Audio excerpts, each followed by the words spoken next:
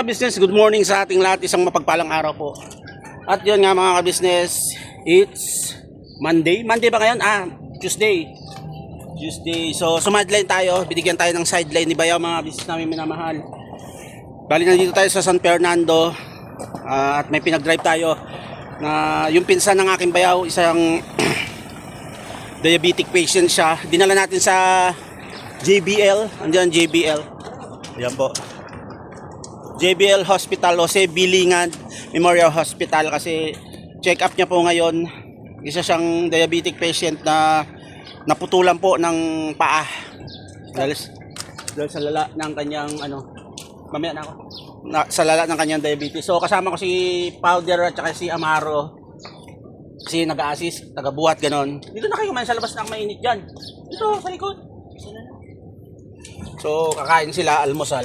Ano pagkain nyo? Uy, adobo. Sarap. Yan. Sige. Ako mamaya na ako. At yun nga mga business. First time nating makapag-drive ulit for how many years. Ang dala ko is adventure. Adventure to. Highlander nakalagay. So, doon yan. Maraming salamat at binigyan mo ako ng sideline. May kita tayo ngayong araw na to. At sa mga susunod, meron pa pala mga ka-business. Abangan nyo. May magiging trabaho kami ni Bayaw. Baka mga hanggang September. So abangan nyo po yan, ibablog ko. Sa ngayon ito muna at maya is pupunta na rin ako doon para samahan din yung, kasi may isa kaming kasama, yun yung nag-aasikaso sa kanya sa paglakad sa mga bayarin, pagpunta sa x-ray, pagpunta sa orthopedic, ganyan. Kasi nga yung kabila niyang, ang unang na amputee mga ka-business is yung unang kaliwa ba? O kaliwa yata, kaliwang paa. So yung isa namamaga na naman, siyempre ang diabetic po pag malala na yung wala ka naramdaman, bali na-dislocate yung kanyang kabilang paa at pinasimento. So ang nakakatakot mga ka-business baka i-amputee din ulit yung kabila, kasi yun ang pagkakasabi ni si Bayo. Pero sana wag naman. So yun mga business, yun lang muna at balikan ko kayo mamaya. Alright. Dito tayo sa San Fernando, GBL. Jose Bilingan Memorial Hospital. Pasensya na kayo sa pagsasalita ko mga business, may singaw ako, kaya parang yung pagsasalita ko masakit. Singaw, buti na lang medyo nagmumug ako ng alcohol. Kaya nawala. So, yung mga business, alright. Tayo nakapark, iniwan ko na muna yung mga bata. Inanuhan ko na lang, binilinan ko na lang sila kung paano isarado yung sasakyan namin. So, punta muna tayo sa hospital at kailangan ng isang assistant yung kasama kong nag-a-assist kay Kuya Ching. So dito tayo nag-park. Kaya yung hospital. Ito maluwag yung parking dito. Pay parking siya, pay parking.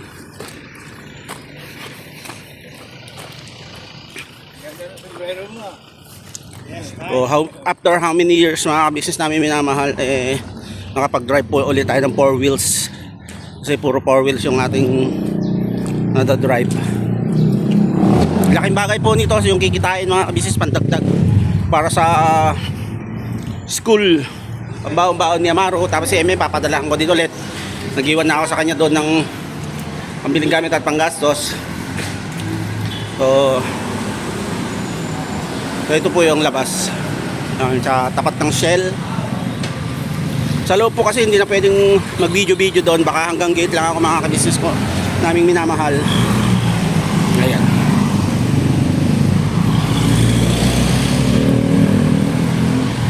Dito yan, San Fernando.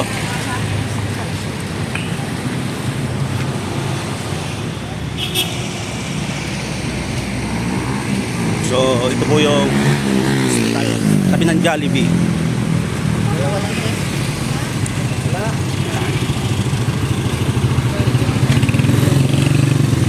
Yan, andun na yung gate, pinaka-gate mga business. Yan.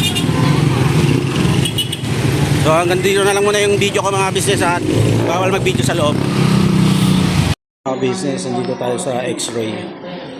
So ako lang nag-video ngayon dito. Hindi ko pwedeng kuhanan yung mga nasa paligid. Pero kasama ko yung patient na pinag-drive ko.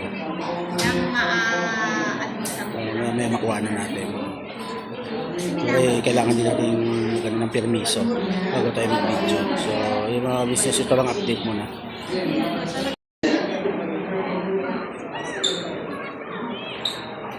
Yan po yung sinamahan kong pasyente, mga ka-business, na nakasombrelo ng itim. Ito kami sa X-ray. Yung mga ka-business, lumabas muna tayo, kain tayo. Medyo ginutom na ako, may baon naman kami. Kaya kain muna tayo. Sa Mara tsaka yung pamangking ko doon.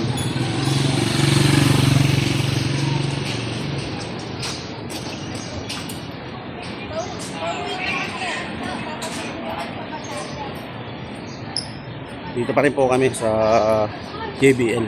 Balikan ko kayo. Services, nandito pa rin tayo sa JBL Hospital. Hintayin natin yung matapos yung check up nung pasyente dinala natin dito. Time check, gas stress na mga business. Matagal yun dito. Yan, dito sa Pasilio Hospital. Update lang mga business. Kasi mahirap pag-video ng matagal dito. Diba? Alright. So yun mga business, dito pa rin kami at nagkaroon ng conference yung mga doktor kaya medyo nagantay kami. Yung pasyente nasa loob. Papalitan na yung casting niya, isesemento ulit. Kaya kasama ko si Amaro. So baka buti na tayo dito ng mga alas 9 bago tayo makauwi. Kaya ano lang, tsaga-tsaga lang. Siyempre trabaho to sideline to. Yun, update lang mga business. Nandito pa rin kami sa JBL. Jose Bilingad Memorial Hospital. Alright. Dila na yung pasyente natin sa ER. Tatanggalin kasi yung casting niya, yung semento. Tapos papalitan ng bago yan si powder tsaka si Amaro. Dito tayo sa emergency. Ayan. So hintayin natin sila dito kasi 2 beses pa daw yung X-ray, tapos papalitan yung semento niya, kaya medyo gagabihin tayo mga business, pero okay lang yon kasi naman to, trabaho to, at kahit paano kikita tayo ng maganda-ganda sa ating pinag-drive na to. Yan, update lang tayo mga business. Hindi pa rin tayo sa JBL Hospital, San Fernando, Pampanga to. Yung dating ng mga pasyente, mga ka-business. Sunod ang dating ng pasyente, ang dami. Toxic sila ngayon. Gabi na po, ginabi na.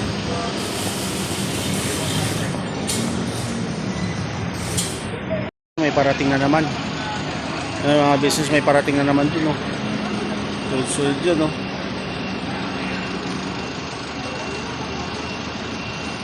mga 4 na ambulansya ang dumarating, mga ka-business. Yan.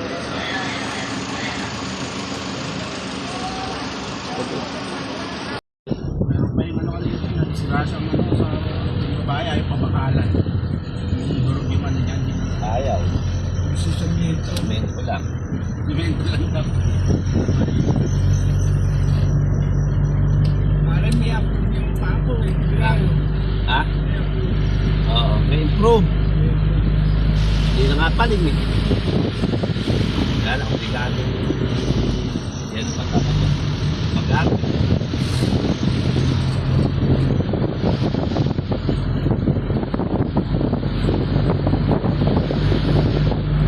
Naano ka lang kanina, ulit na lang.